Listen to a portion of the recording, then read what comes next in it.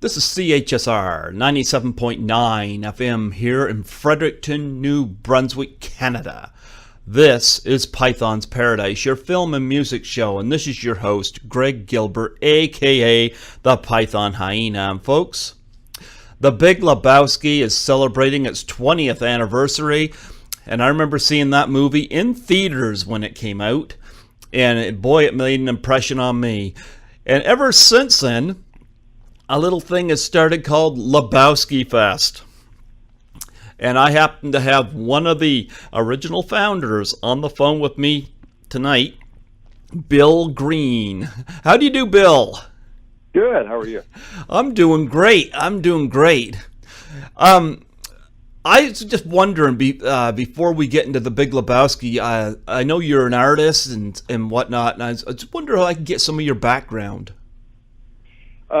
Before we get further than that, I'll have to set a correction. I'm not one of the original founders. My childhood friend Scott Shuffett is one of the two founding dudes, and they brought me in after the first year to do the artwork and just kind of, I did work at the fest, but to do the artwork for the posters, and I've been doing them since then. So I've been incredibly close to it, but we saved those monikers, founding dudes, for Scott Shuffett and Will Russell.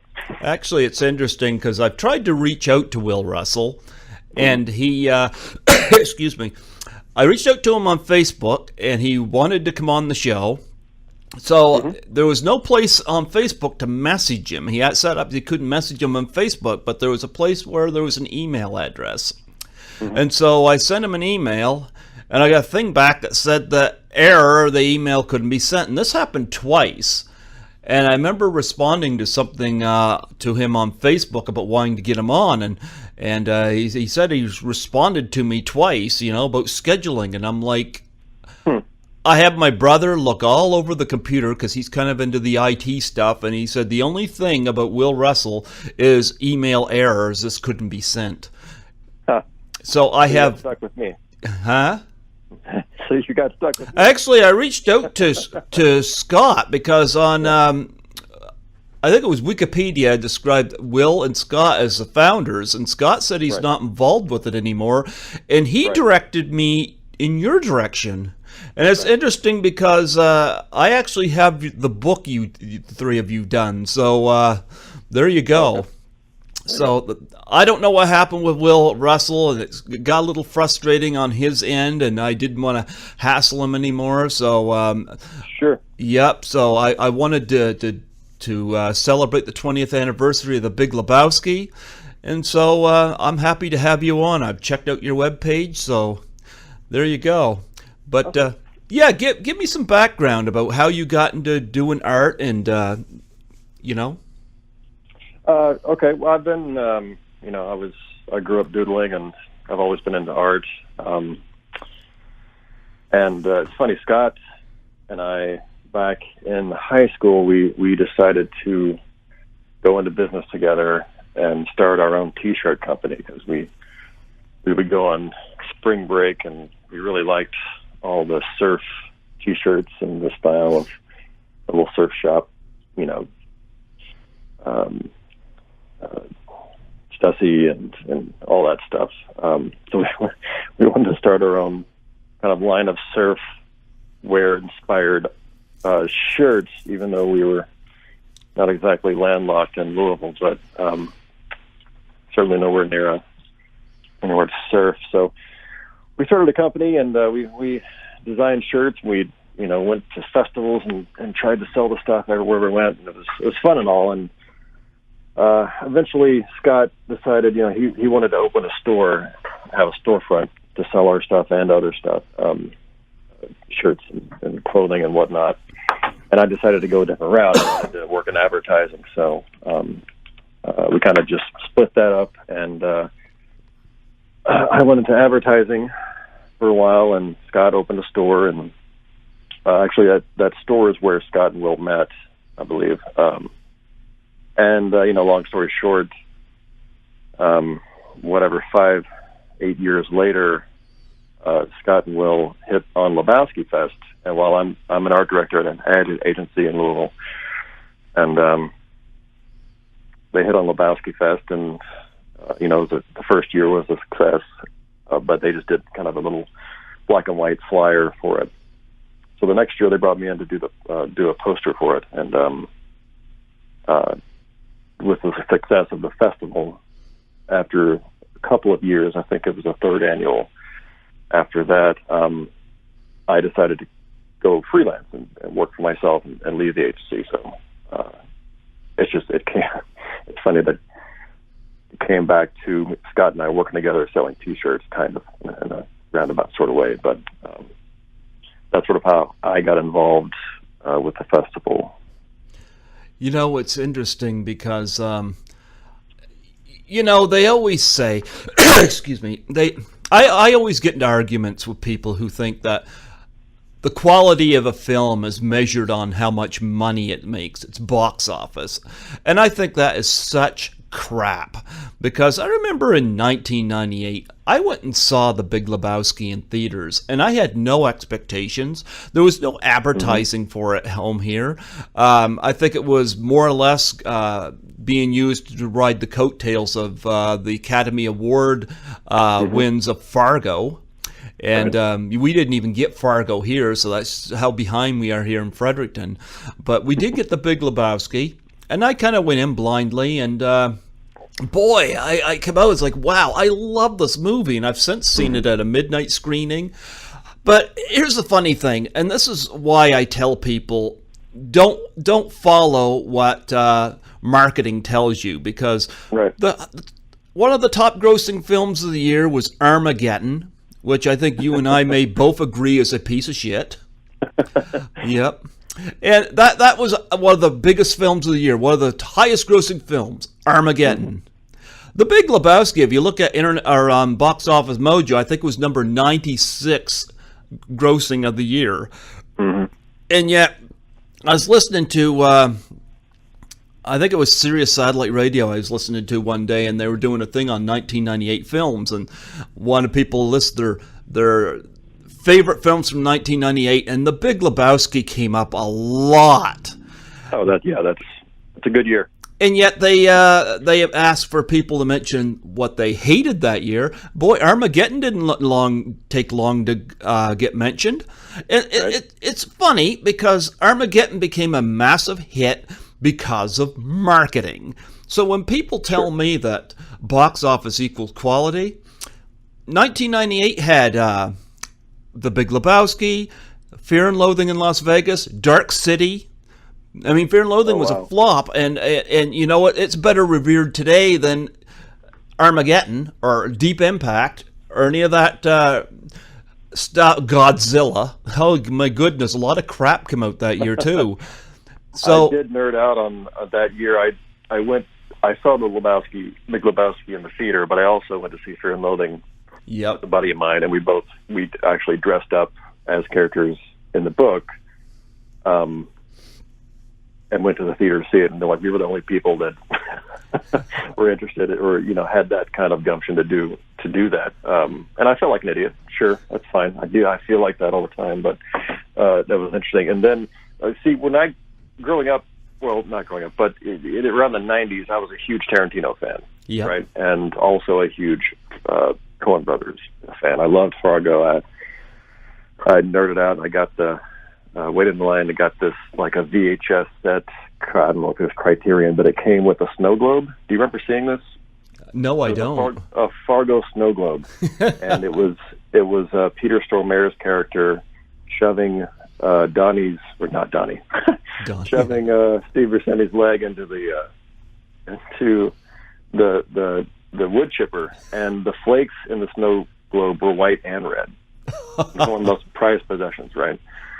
So when Tarantino's new movie was coming out, Jackie Brown, I bought tickets. I think it was like a Christmas release. I forget what year it was.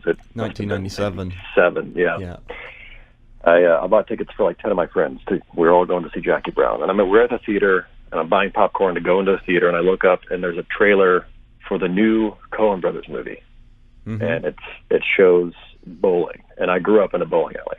My dad was on 2 leagues a week, and I was on 1, and I just spent so much time around bowling and in bowling, So I was like, I just got chills. It was like the new Coen Brothers movie is about bowling, which of course it has almost nothing to do with it, which is great. But yeah, I was super excited to see that.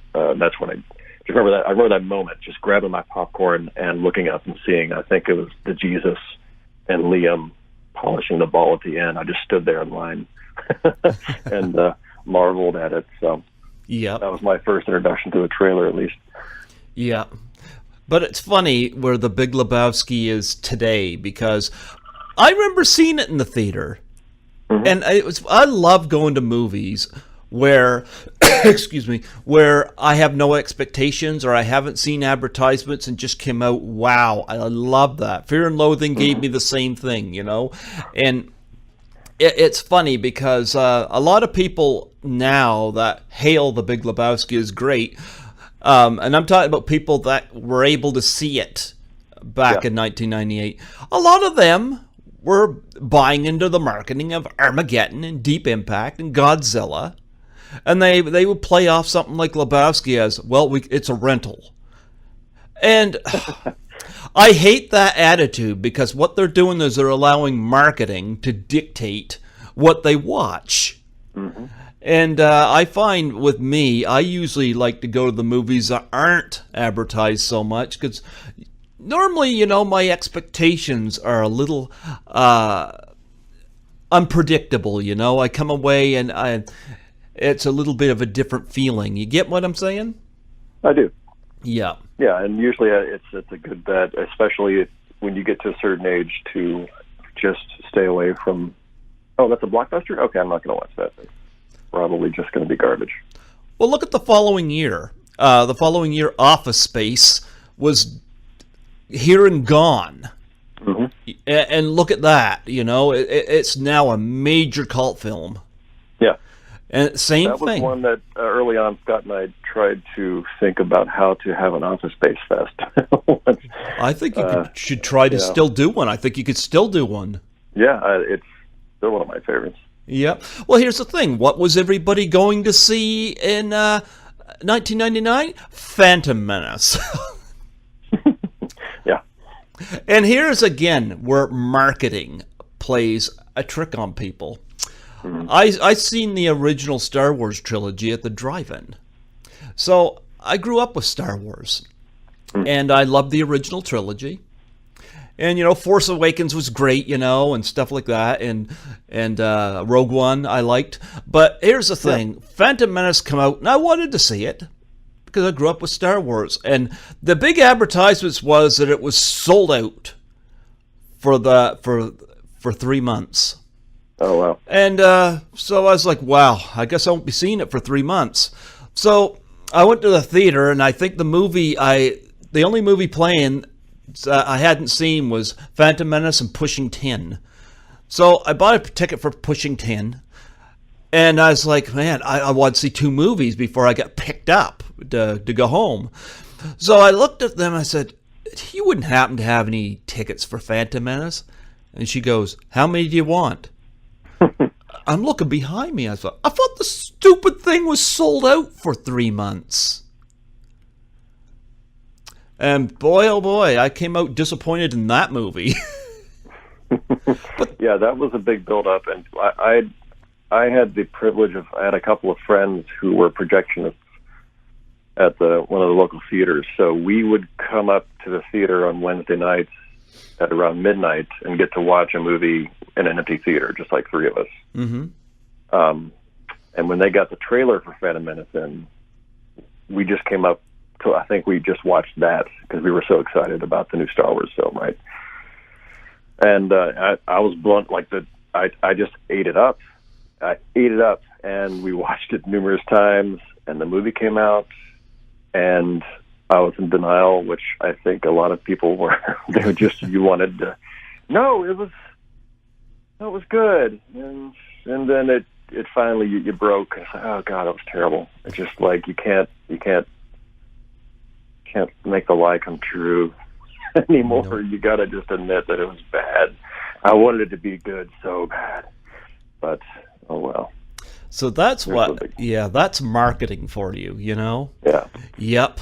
So I find that, and then you get smaller movies that don't get wide releases, and a lot of potentially great movies get shafted as a result. Yep. Yeah. So tell me how Lebowski Fest came about. So the legend goes. So what, like I said, Scott he had a story. It was in Louisville. He called it the Mothership Connection, and he sold, kind of surf clothes. Not exactly. I don't know how to put it, but these brands that you see a lot, Hobie and Stussy and Billabong. He sold a lot of that stuff and kind of got into street art and selling just kind of a street urban kind of clothing store. And it's no big secret that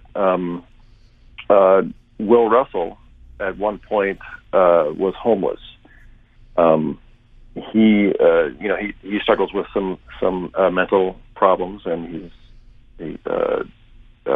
he was homeless for I'm not sure how long it was, and he loves to tell the story, but he would come into Scott's store, and he wore duct tape on his feet for shoes, and Scott would kick him out. Just, dude, get out of my store. I'm sorry. Go. You can't do that. When Will finally got help and was on the mend and got better, him and Scott wound up in a band together, and they would riff on Big Lebowski lines while they're setting up their instruments or whatever they're doing. So Will has 1,000 ideas a minute, and Scott always did too. They're just like the two. I've never seen two people just riff and have so many. I mean, often crazy to me, because I don't know. I feel like I'm super conservative when it comes to trying new stuff. So they kind of went into business together themselves. They started a sticker company. Like, they would make stickers to sell. I'm not sure exactly the whole gist of it, but they got a booth at a tattoo convention to sell their stickers. Okay. Right? They're at this tattoo convention, and apparently it was just stupid. It was miserable. There's like a guy hanging by his nipple rings or something over in the corner, and he's like, they're just sitting there, and they're bored because there's nothing really to do. There's hardly anyone there, and so they just start riffing back and forth Lebowski lines. And then the next thing you know, the people in the booths next to them are like chiming in, right? Oh, wow. And people walking by are chiming in, and they're just, it's this instant connection. So they thought, they can have this ridiculous tattoo convention. We should have a Lebowski convention. So they just got a little, I think, I want to say napkin, but that's too romantic. They just got a little piece of paper, and they wrote out kind of a budget to throw a Lebowski festival. And I think at that time they called it the Big Lebowski What Have You Fest was the first one. Okay. So they found Will was into web development, I believe, and so he threw up this little website. And they found a bowling alley that they could afford to rent for a night, which was it's on 7th Street in Louisville, Kentucky, which is the seediest, just like every other. It's peep show, adult bookstore, liquor store. It's the seediest strip that at least I know of in Louisville. But there's this bowling alley there, Fellowship Lanes. Okay. And it was owned by a Baptist church. Okay. And you'll probably saw a photo of this in our book. But when you walk in, there's a bunch of little handwritten signs and printed out signs. And the first sign says, "Read all signs." And the signs were like, no drinking, no cursing. And then there was a bunch of other stuff. But that was the place they could afford, and it was available. So they rented that place for the first Lebowski Fest. So, they couldn't show the movie, obviously. And there was no alcohol, or there's no White Russian slowing like the current festivals. So, but it was they figured out their budget. They needed 30 of their friends to show up to break even. So with the website, I'm not exactly sure how that got out. This was before the days of Facebook. I think even maybe before the days of MySpace. 150 people showed up. Oh, wow. Guys flew from Arizona. A van full of kids from New York drove down for it. Oh my so they knew something. They hit on something there, right? So that was the first Lebowski Fest, and that's how they tell me, at least how my feeble brain is remembering what they said and how they said it came about. Oh, wow. At the Baptist. Oh, yeah. Yeah, it's funny too, because the Big Lebowski now they got the Church of Latter-day Dudes. Now I come from a Christian family, so I grew up in the Christian church, but I don't know what I think about that. But I got to admit, I love the philosophy of being laid back and trying not to take so much stuff seriously, despite the fact that the dude's life was in turmoil in that movie. Yeah. But, I mean, people just love this movie. And here's the interesting thing, because I love cult films. And, of course, this kind of, in a way, you could say Reefer Madness did it back in the 30s. But I mean, the Rocky Horror Picture Show ended up gaining a massive midnight crowd, which still goes on today. And it kind of spread on to movies like The Big Lebowski, The Room, and movies like that. And it's interesting because Lebowski was the connect. I don't know how even to describe it either. There's just been no character like the dude. You've had surfer characters. I mean, Sean Penn in Fast Times at Ridgemont High, his Spicoli character was certainly an inspiration for surfer dudes. But you never had a Lebowski before. There's just something about that character that resonates with everybody. There is, and we've had, when we were sitting around writing this book, and that's one of the main questions we always get asked. What do you think makes this movie so? I don't know. It speaks to so many completely different types of people too. I don't know if you've ever been to a Lebowski Fest. I haven't. I wouldn't mind going, though. But, yeah, so that's one of my favorite parts about these fests is no matter where we take it, you walk into a bowling alley that's filled to capacity, which is also strange to see. And it's just, you're instantly best friends with everyone there. You've got a bag boy and a pizza delivery guy and a lawyer and a surgeon bowling in the same lane, and they're all best friends for the night. Yeah, they have this one thing in common. It's really cool. What's the most common costume? So back in the early days, they had a best costume prize. Okay. Right? Over the years, that had to be completely wiped out. Now, there's Best Dude, Best Walter, Best Jesus, Best Maud, Best Donnie, and there's Best Group Costume, and I think a few others. So they've got several different trophies because you show up and you're going to have 20 dudes, you're going to have 20 Walters, a couple of Gzi, and you can't just. You have to pick the best one of cream of the crop, and then you got to pick the best non-main character related one.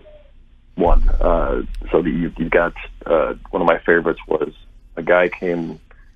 His costume was just the Pope shit in the woods. So he was dressed as the Pope, and he built a little 3x3 kind of a stage, wooded floor It looks like the floor of the forest. Yeah. And he just sat there and squatted with a newspaper all night. But he won best costume that night. That was one of my favorites. But the most, yeah. I mean, usually it's the dude for sure, and you'll see women dressed as the dude, children show up sometimes dressed as the dude. Yeah. Well, here's where this has really gotten. This is surprising to me, is and this is how loved this movie is even the people working on it loved it, because I've seen photos where people from the movie show up, and I'm not just talking secondary characters. I'm talking like Jeff Bridges even showing up, and that's an amazing thing. Yeah, yeah. And so, he's really embracing it. I mean, because he's I don't think he had to act much to play that part. I think he is as laid back as the dude is. And he didn't. I got to hang out with him a couple times at the fest, and he's just everything you want him to be. Oh, really? Yeah. Oh, he's such a nice guy. He's so just laid back and cool. You couldn't ask for a cooler dude. I can't believe he didn't get an Oscar nomination for this movie, because, I mean, seriously, he should have been nominated. Oh, well, if there should be shouldn't it be like a retroactive Oscars or, oh, we're sorry, our heads were up our asses. We should have realized what was going on back in the day. Yeah, because, I mean, he was great in that. And, I who all from the cast have you met, and tell me about the experiences? From the cast, let's see. We've had obviously the dude, but I think our first celebrity was Leo, and that was in our first West. We called him the Lebowski Fest West. We went to Las Vegas. My mind's escaping me. Which Leo? I'm sorry, Liam. Oh, Liam. Okay. I know who you're talking about. The Jesus' bowling partner. Yep. Liam, they contacted him about the fest, and he was like, he had no idea what was going on. He's not an actor, first of all. Okay. Not that that's surprising. He didn't really do much in the movie except for his amazing, celebratory twist. He's a bowler, and there was a flyer, I think, at a bowling alley down. He lives in Orange County. Okay. I think there's a flyer either on a telephone pole or at the bowling alley bulletin board that just said, "Want to be in a movie? Well, take this number." He called. It was for the Big Lebowski, and he went in, and they cast him as Liam. And I think he said, one of the Coen brothers said to him, "Now, see, it isn't that hard to get in the movies, is it?" So, and it seems like it turned his life. I mean, he comes to these festivals. He's just a guy. He's just a dad. I don't know if he bowls anymore. Just hanging out, doing his thing in Orange County, and a few times a year he'll fly to Lebowski Fest and he's a rock star for 8 hours. Yeah. People love it. He came out at the Vegas festival we had.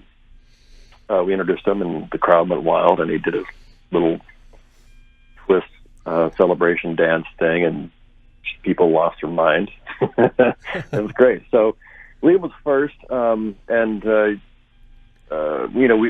original or the inspiration for the dude, Jeff Dowd, came, I think, several times. He's a character. And then in LA, LA festivals usually have, obviously, they'll have more. We've got the Ralph Checkout girl, Robin, and she's has a twin sister, so the sisters will come, and that's fun. We've had, I can't think of who we haven't had. Who couldn't we get a hold of? I remember there was one. Jackie Treehorn, we've never been able to get a hold of. Sheriff of Malibu, he was great. Did he throw a coffee mug at you? They staged. They staged one of our employees with the fest. The dude, he looks just like the dude. He's been coming to the fest ever since it started. Now he kind of works with us and travels. They stage it up like in front of the crowd before the movie plays. They announce, and they have, you know, whoever shows up from the movie, they'll kind of reenact their scene. So that was fun. They got a foam coffee mug and reenacted that whole, you know, "Stand a Malibu, Lebowski." That was amazing. The cab driver, he's been at a few. Louis Kalina, he's the Corvette owner. Okay. He's fun, you know. He's just I don't even know if he acts either. He loves showing up and just having a ball. John, what's his name? John, the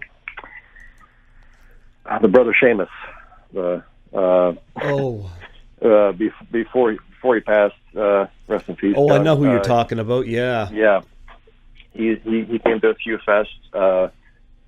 Is it Philip Moon, the Rug Pier? Mm-hmm. Yeah, I thought very few of them haven't made it. Luckily, Sam Elliott hasn't showed up. Sam hasn't? Sam is not. What's a funny side note, of all the people we interviewed, you know, all the big names in the for the book, yeah, we had a telephone interview. Sam Elliott cursed so much throughout his interview, and it's just, you know, funny for his character. Anyway, and he was amazing. Just to talk to that guy, I was scared. But one of the big ones, we were in New York. I forget what year it was, 2011 or so, when they had the cast reunion. So Bridges and Julianne Moore and John Goodman, Steve Buscemi. Steve Buscemi's John Goodman and Steve Buscemi have never showed up to the festival. When I say festival, I'm kind of talking about the Friday, Saturday night events where it's just like either bands and the movie and then the bowling. This event in New York was mainly kind of a panel discussion, and so it had, you know, the big names, Julianne Moore, John Goodman, John Turturro. I don't think Sam Elliott showed up to that either, but that was an amazing night. That was really fun to see him up on stage again. Yeah, so I'm not sure who I've left out. Oh, you know, the Charles already the 10th. Jesus, I can't think of the name. Oh, John Turturro? No, the apartment, the landlord. Oh, I can't remember his name. I know who you're talking about. Yeah, he showed up. He showed up too. Did he do his dance? He did. What about little Larry? Oh, Larry, that's such a good. Oh yeah, we've had all like the inspiration for some of the characters. And I'm gonna mess up their names too. I feel like I'm on the spot, but so Walter's character is based on three different people. One is John Milius. John Milius, and let's see, I'm flipping through the book. Yeah, brought it out, set it in front of me so I can figure. Anyway, yeah, so we found a bunch of people that are inspired Walter, just kind of a mishmash of Walter's traits. Mm-hmm. And one of them is, I wish I knew his name. I met him a few times. He's a professor, I think, at USC. Might be butchering this, but whatever. He's fine.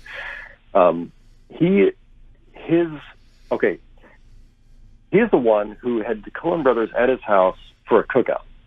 Okay. And he had just bought a new rug, and he's flipping burgers and he's poking around on hot dogs, and he looks at one of the brothers. I forget. I don't know which one. And he just says, "Doesn't that rug really ties the room together? Doesn't it?"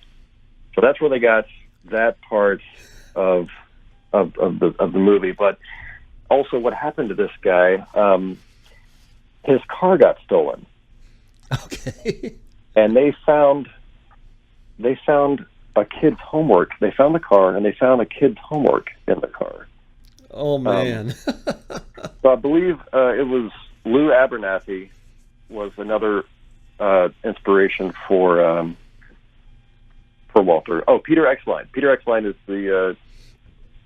he's the guy we're talking about. His car was stolen, right? Okay. So at one point, at one fest in L.A., we got together. So Peter Exline was there. We found the original. We had Larry, the actor. But Okay. we found the original Larry, Yeah, okay. whose homework was found in Peter Exline's car, and they. I think it was either Lou Abernathy or John Milius went with Peter Exline to this kid's house where his father was laid up on his deathbed in the living room. There wasn't an iron lung. And presented his homework in a baggie. That's a true story. So we got the actual. Oh, we got the kid the actual kid who works in LA now and on films. And I forget his name. Sorry, dude. And Peter Exline meeting for the first time since that happened at the fest. That was marvelous.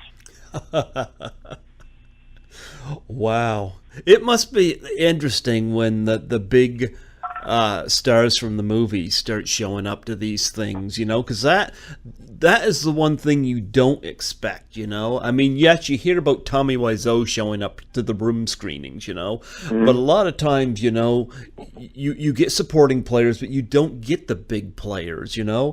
So it's interesting when Jeff Bridges will show up and Mm-hmm. yeah. They do. They work hard months in advance to try to lock down as many as they can because it's just so fun.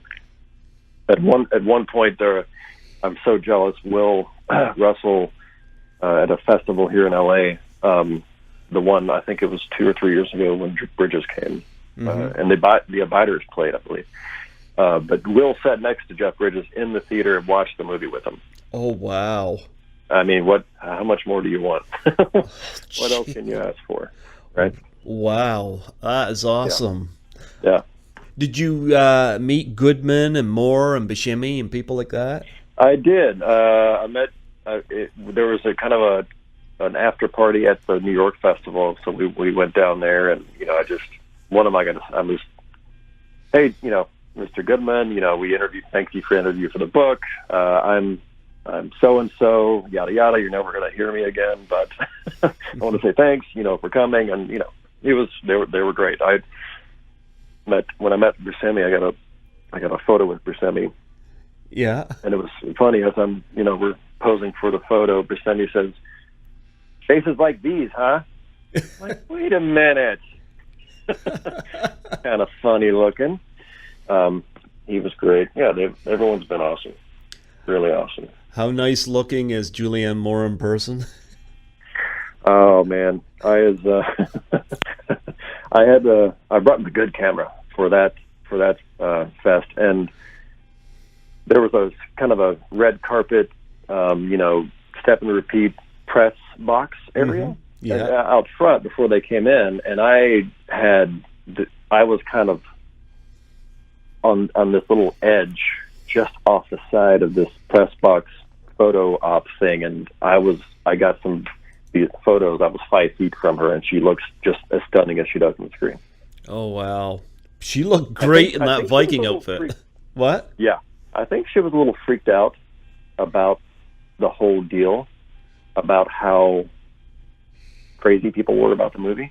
Yeah. I'm not sure how she didn't know, but at the panel, it's a giant theater. I forget which theater it was. We were filled, and they're up there and they're talking about the movie, and every 10 seconds someone shouts out a line from the movie, and I think it kind of freaked her out because afterwards she was gone. Like, she didn't stick around for much after the discussion, but yeah, everyone's been great.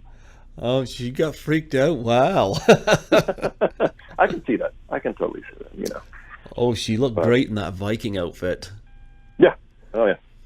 I gotta wonder how many hot chicks you guys have show up there in that Viking outfit.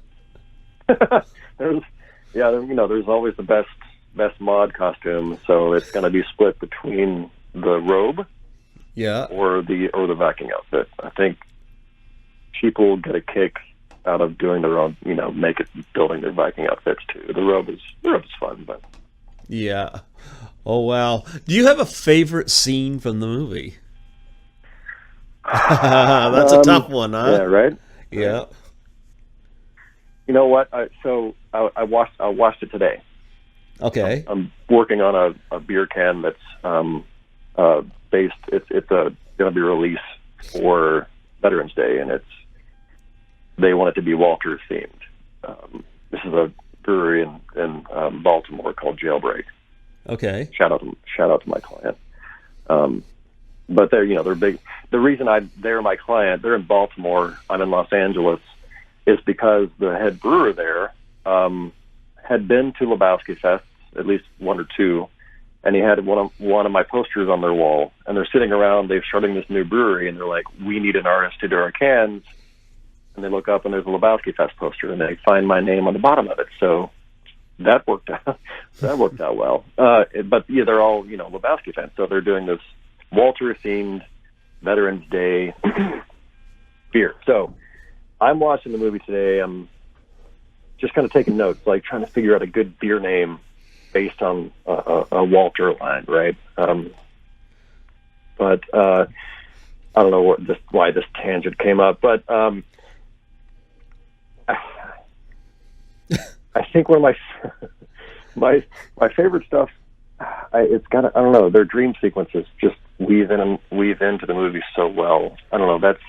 That's kind of artsy, nerdy, but I think one of my favorite, at least lines from the movie or scenes would be in the taxi, because the Big Lebowski made it okay to not like the Eagles. That's such a relief. I mean, they're fine, but, I grew up and it's just like, oh, the Eagles, that's just, you got to like the Eagles. And this movie said, no, I'm not taking it anymore. I hate the Eagles. Yeah, I mean, I could sit here and think of any scene I think of. I could say it's my favorite. But. So what did you come up with the theme for the beer for Walter? So let me pull it up. I've got a few options here. Let's see what you think. Okay. Well, you're coming up with that. I was wondering, did you ever get David Heddleton or Philip Seymour Hoffman up into the Lebowski Fest? No. You know what? Philip Seymour Hoffman never did. We did get to interview him. Okay. For the book.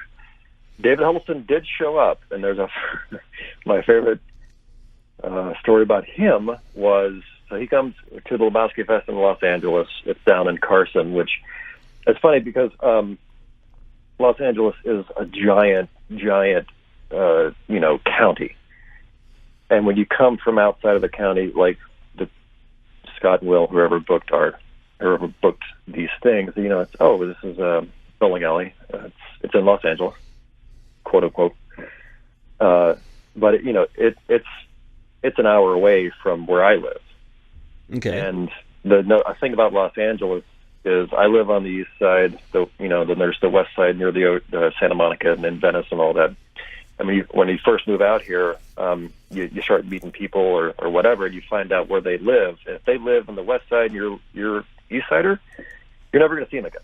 Just people don't extend a lot of effort to drive out of their little pocket, So the fest is way down in Carson, and that was fine before I lived here. That it's in LA, but now that I live here, I realize, oh God, we could probably get. I'm not sure if we fill it up still. We can probably get a bigger crowd if it's a closer bowling alley. Anyway, moving on. I show up to the fest. We're working the fest, and Huddleston shows up, and there's like a little line, a table, so they can autograph posters and merch and whatnot. Yeah. I forget who else was there for the festival.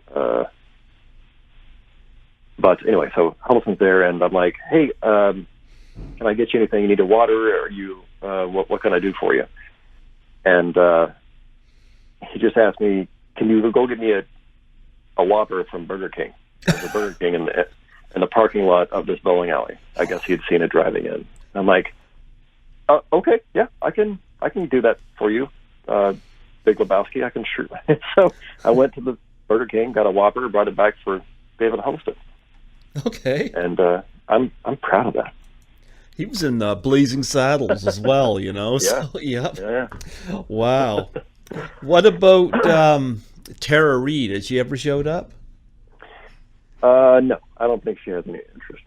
We interviewed her for the book, and she kind of gave us like one-liner answers to our questions instead of more of a fleshed out answer. I still don't think she understands that this movie has kind of a huge following.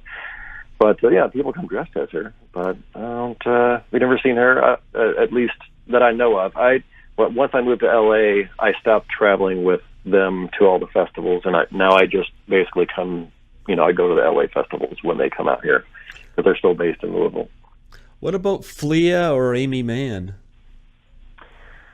Let's see. No, Flea's never shown up. I think, have we interviewed?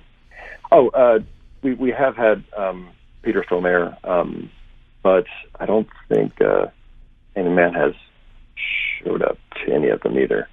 Oh, Philip Moon show up to pee on a rug? Philip Moon did, yeah. We gave him a water bottle and poked a hole in the top, and he peed on a rug on stage. Everyone loved it. Everyone else the deadbeats, right? Yeah, I keep forgetting these other characters that have or have not shown up. Wow. Yeah. Okay, how about these lines? Okay. Coming soon to a beer near you guys, which you can probably only get in Maryland. But let me know what you think. This is a hazy IPA. Okay. So I'm thinking, there's the obvious over the line.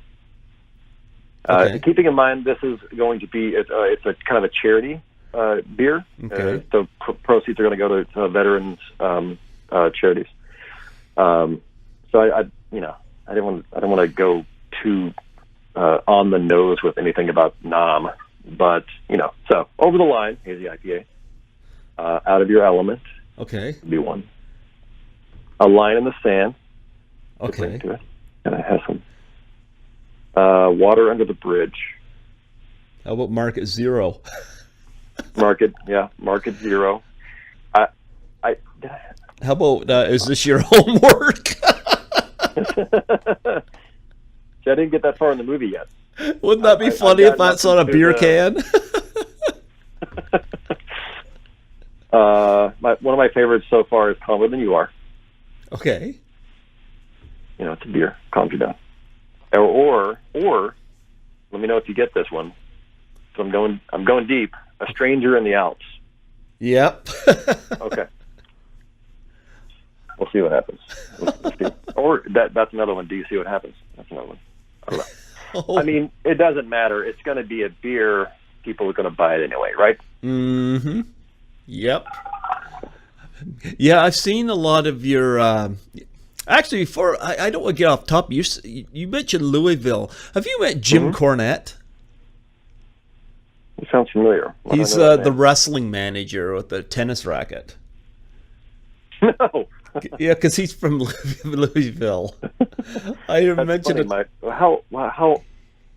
What decade was he out? Oh, he was. He did a lot of stuff in WCW. Managed the Midnight Express, and came to WWE, managed Yokozuna, and and now he's got his own podcast. And boy, is he ever! You want to talk about 4-letter adjectives? This guy's a master at it. Yeah. But yeah, every time you mention Louisville, I think of Jim Cornette. But anyway, that's still where the Big Fest happens every year. They really blow it out there. Oh, there you go. Yeah. I've seen a lot of your artwork on your page. I get a kick out of some of the names and stuff, like Goldie Hawn, like Hon. That's the Jailbreak guys. They don't just slap a name on a can, man. They've got a story behind everything. That one, for those who aren't looking at it, it's Goldie Hawn with the big beehive hairdo and kind of like the old what are those cat eye glasses? So Goldie Hawn is apparently a Marylander, native Maryland. And then also, I think it's in Baltimore every year, they have the Hun Fest. Okay. They claim to have coined the term Hun, H-O-N, as in, can I fill you up, Hun? Or freshen up, Hun? Yeah. So everyone dresses with beehive hairdos, and that was it's a blonde ale, so that was their name for that. And it's the stuff they come up with. It's crazy. I'm glad I just took the one movie because they're all over the board. But it's fun. It's challenging. Very creative, yeah. You've done a few Lebowski ones. Like I see the one of, the dude bowling with the one leg up in the air where he's over the rug, and the one of Maud Lebowski in the Viking outfit. Which one are you the most proud of out of all the ones? Are you referring to artwork, poster, or? Well, the stuff you've done for Lebowski Fest. I would say it's the third annual poster. It's kind of it's a lot of times my posters will get on my nerves when I see them too much. And this one I'm looking at it right now. It's hanging up in my office, and I don't get tired of it. It's simple, and I'm not sure if we'll have to pop that up on the screen when it's in your YouTube channel, but it's a red one. It's when My Morning Jacket played the festival, and it's Maud in her Viking or Valkyrie outfit. But that was the 2004 festival in Louisville. Okay, that's still my favorite. Have you got these signed by the cast? You know what? I've got a flat file in my garage that is just stocked full of posters. I have no idea. I do, and I don't remember who has signed what because I only have so much wall space, especially being in LA. I do have one that when I met Bridges for the first time, he signed. I brought him one of my rugs. I'm not sure if you've seen the rug on my website, but I created a rug with kind of a dude and, Buddha. It looks like a Buddha, but dude. And a bunch of elements from the movie in it. So I brought this rug to a show where Jeff Bridges was playing up in Santa Barbara. Okay. And presented it to him after the show, and because he had been in contact with Lebowski Fest. We had interviewed him for the book and everything. But, everyone's talking to him after the show, and I'm like, hey, don't mean to take any time, but I'm Bill Green, and I do the artwork for Lebowski Fest. And he kind of perked up. Lebowski Fest. Oh, hey. And he talked with me for like 5 minutes. It was amazing. And so signed one of my posters that I brought, and I gave him a rug. And he seemed genuinely... He loved the rug, and I know because after I had left, the lady that ran the show who invited me up, to allow me to meet him, said she overheard one of the band members ask Jeff Bridges after the after they were packing in at the end of the night, do you really want this rug? And he said, yeah, I want the rug. So hopefully it's in his house, one of his houses somewhere. Oh, wow. But he was great. He was super cool. Has the Coen brothers ever showed up to Lebowski Fest?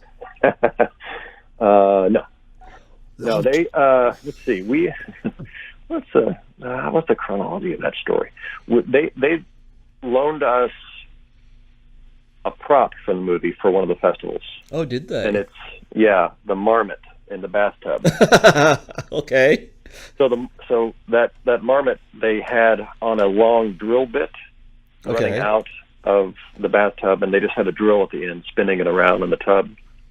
So it's this cross section encased in glass of the tub and the marmot on this drill bit, and they sent that to us. We just had it displayed at the festival.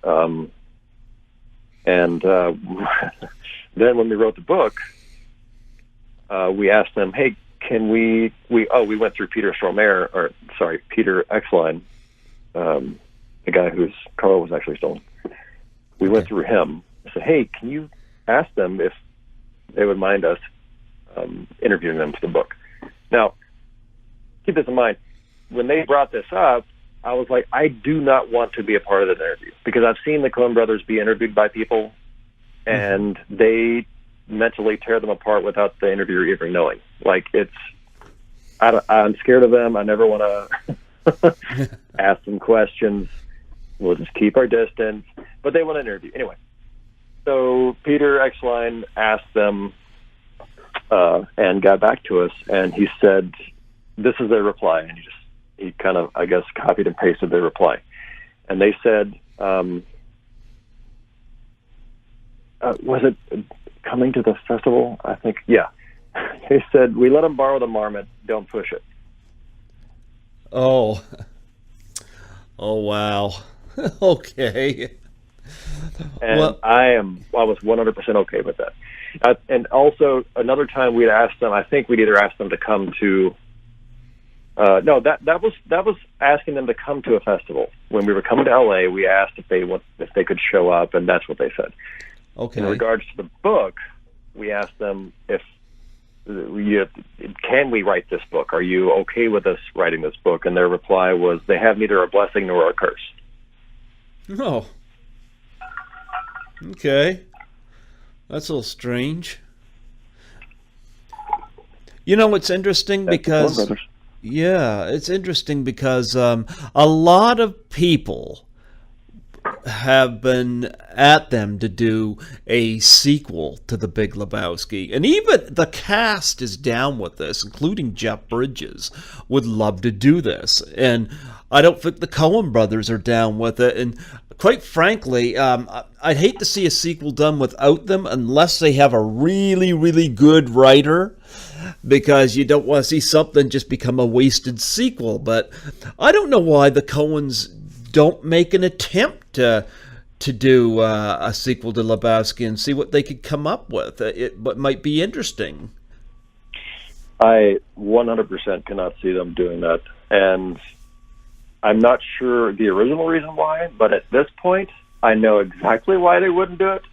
And that would probably be because, out of spite, for everyone's asking for it. Like, no, we're going to, I feel like they're masters at doing what people don't expect or want, or not want, but they do their own thing, and that's what makes them Coen brothers. I hear the rumors. I mean, we've been hearing those rumors a lot over the years about it. Oh, they're going to write a sequel, and I can't see it happening. And I don't know. I really don't know if I'd want it to happen. Well, I mean, what if it was bad? Well, the Coen brothers... Not that it would be bad. It would be, what if it's just so different? People are wanting to quench this thirst for more Lebowski. I don't know. Well, if the Coen brothers did it, I think it would have a great shot of being good, as opposed to just some random guy writing it. Sure, no, I buy everything they do, obviously. Yeah. But I just don't think. I can't see that happening. Wow. Well, that's too bad. And I really like their work, and I think Lebowski was definitely overlooked at the Oscars, and I think it's probably because it was viewed as being too much of a comedy. But I think it was overlooked greatly that year, and. Yeah, that, like 1998, that was the year, to me, that a lot of great movies overlooked. I mean, Fear and Loathing in Las Vegas, I mentioned. I had Lisa Hoyle on from that film a month or two ago, and she was one of the trapeze artists / stunt women in that big scene in that movie. So I love celebrating these movies that basically beat all expectations, and they become something more. Yeah. I wonder. Yeah, it's we've been asking ourselves the question this whole time, and it's hard to say, but you just know. I think the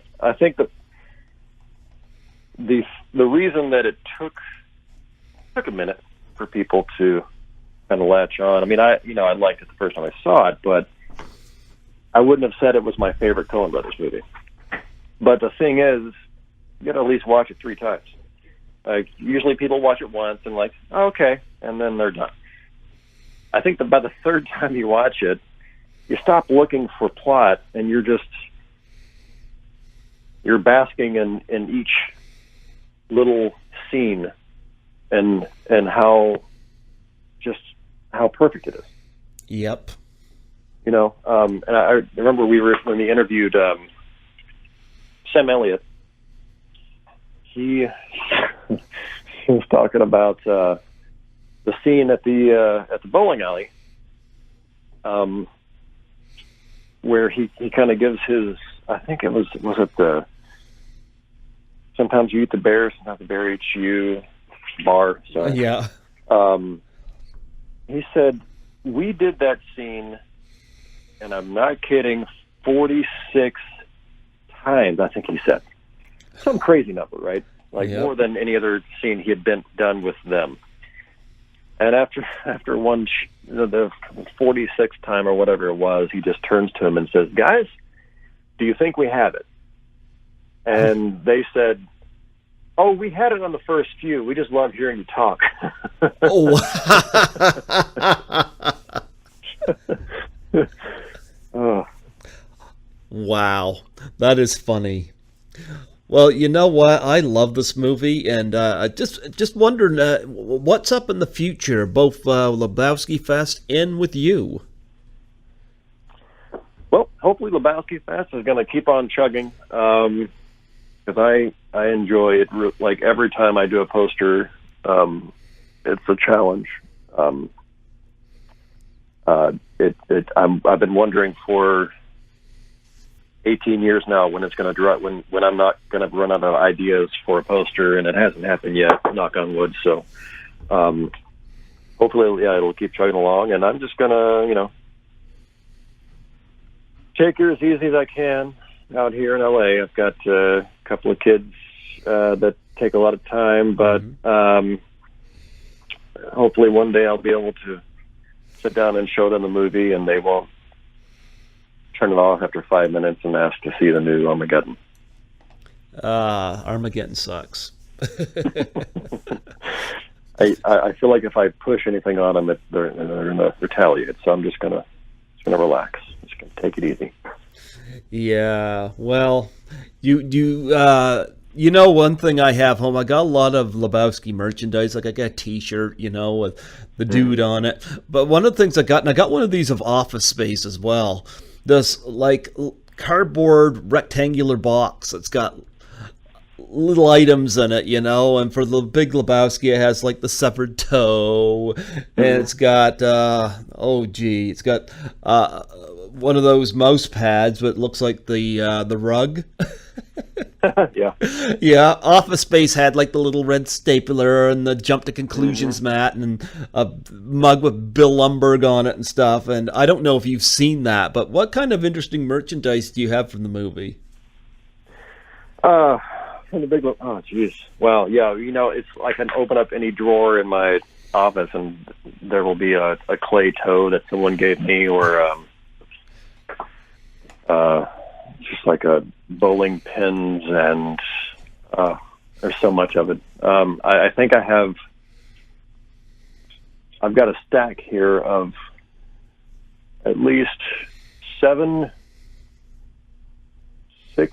different language translations of our book. That's kind of fun. Oh, wow. There's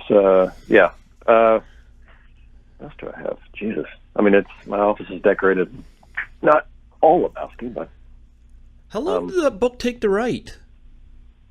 Let's see. I think we spent about 4 to 6 months on it. Just getting the interviews ready, getting us all in place at one time to do the interviews. There was 4 of us that contributed.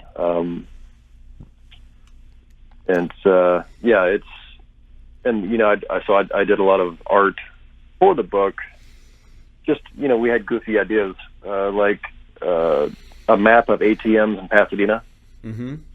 Cash machine, sorry. And what's funny is I apparently, I don't know if I Googled back in the day when we did this book, the map of Pasadena, and I did like a search of ATM. So that's the basis for my diagram that I designed for the book.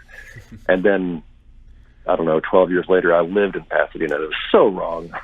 I look back at it and I'm like, oh, what am I thinking? What was this? Who was the hardest one to get hold of for the book? You know, Will and Scott did all the heavy lifting on contacting those guys. Okay. But it seemed, I mean, who didn't we get a hold of? Because I know you mentioned Lebowski Fest, but I was wondering how hard it was to get people for the book. For the book, it was easier for the book just because it was just a phone interview. They didn't have to, go anywhere. Yeah, I mean, I guess it would be the Coen brothers getting, Oh. they're elusive, and like I said, I'm fine with them. Well, you know what? I have tried. I'm really glad you come on here to celebrate the 20th anniversary, and I've been trying to get somebody from the Big Lebowski to come on my show, and it just kind of I've been hitting a brick wall, and it's kind of and it kind of hit me. Why not go Lebowski Fest? I mean, that's a big thing. Why not highlight that on my show? And I was like, that's a great idea, because I'm always looking for innovative methods for interview guests, and this just came to mind. I was like, you know what? Why not interview somebody from Lebowski Fest? Because it celebrates not just the movie, but the fact that this movie went from pretty much not marketed well when it came out to being a big phenomenon. And so I'm really happy to have you on here to celebrate it. Happy to be here. Yeah. But, and I'm going to keep chugging to see if I can get somebody on here. You recommend anybody that would be easy to get hold of? Let me go through my channels and find out from Will, and I'll do what I can to help you out. But I love celebrating movies like this, and I've seen it once at a midnight screening, and people just get right into it, and I love that. I love celebrating movies like that, and I wish more movies would be as artistic and dialogue-driven as The Big Lebowski. I'm very proud of this movie. Yeah. Yes. Yeah, you need to make it to a festival, for sure. Have you ever been out this way? I'm in New Brunswick, Canada. You know what? I spent a couple of weeks in Nova Scotia.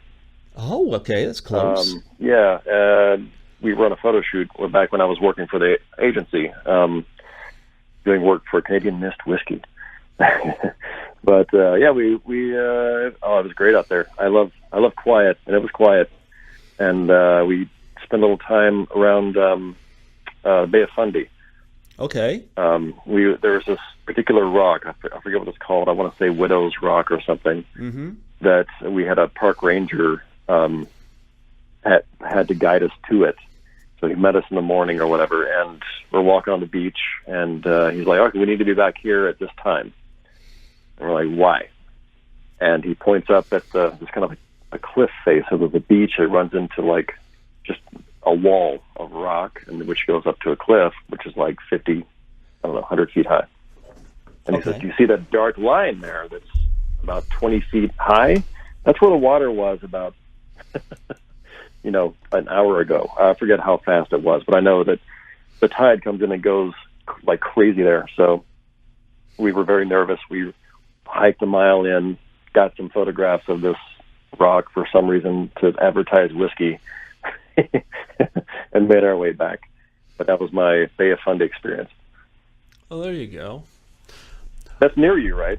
Yep. Yes, it is. Okay. Yep. Nova Scotia's kind of like our next door neighbor. Yeah. Oh, okay. Yeah. Yeah. You guys should bring a Lebowski Fest here. I know. I think Lebowski Fest Canada would be great. Anywhere up there. There you go. There you go. Well, it's that stoner humor, and of course, I just bought Up and Smoke on Blu-ray. Speaking of stoner humor, and of course, there's the Trailer Park Boys. I don't know if you're familiar with them, but I've seen I've seen the on the Netflix, but I've never watched it before.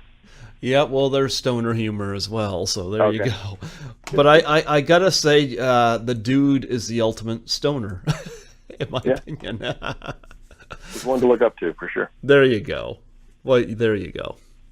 And then I don't know what to think of the Church of Latter-day Dudes. Have you ever been to that?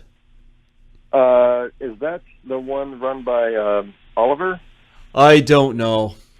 I don't know. This Oliver Benjamin. I think that's his. He started the church. He came to a few fests. We met him a few times, and he still lives in Thailand. He's a good man. Yeah, I don't know what to think about turning a movie into a religion, but hey, I gotta say this though. I love the whole philosophy of the dude, take it easy, lay back, and of course in the movie everything just went to shambles to the point where he's kicked out of a cab because he doesn't like the Eagles, Damn right. And I love it when he tries to bridge that door with the chair, and they just open the door and the chair falls down. That's gotta be one. That's one of my favorites. One of my other favorite parts of what I did for the book was the diagram of home security, DIY dude home security, and it just involves a diagram of many different types of nails and a board and a hammer. Very funny. Well, you know what? I thank you for your time this evening, and coming on here and celebrating the 20th anniversary of the Big Lebowski. I can't believe it's been 20 years. Wow. And the 20th anniversary book is out. I'm not sure if you've seen that, but there's an afterword by Daphne Merkin. Okay. Who is a film critic who panned it when it first came out. And I've yet to read it, but I'm looking forward to reading what she says now. She's not panning it now, I bet. I hope not, because it's in her book. But wow. Okay. Yeah. Well, before I should have read that before the interview, I guess. Yeah. I definitely didn't pan it, I'll tell you that. Yeah. I loved it. Well, before you go, I was wondering if you mind doing a plug for my show. Sure. Shoot. Nope, not ready yet. Oh. You ready? Hey, this is Bill Green. Start over. Okay, go for it. Hey, this is Bill Green. You're listening to Greg Gilbert.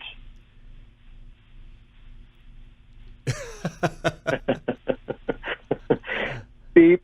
Hey, this is Bill Green. You're listening to Greg Gilbert and Python's Paradise out of New Brunswick, Canada. There we go. And folks, we're celebrating 20 years of the dude, 20 years as a Big Lebowski. And, if you're in and around any of these areas, go to Lebowski Fest and participate. Absolutely.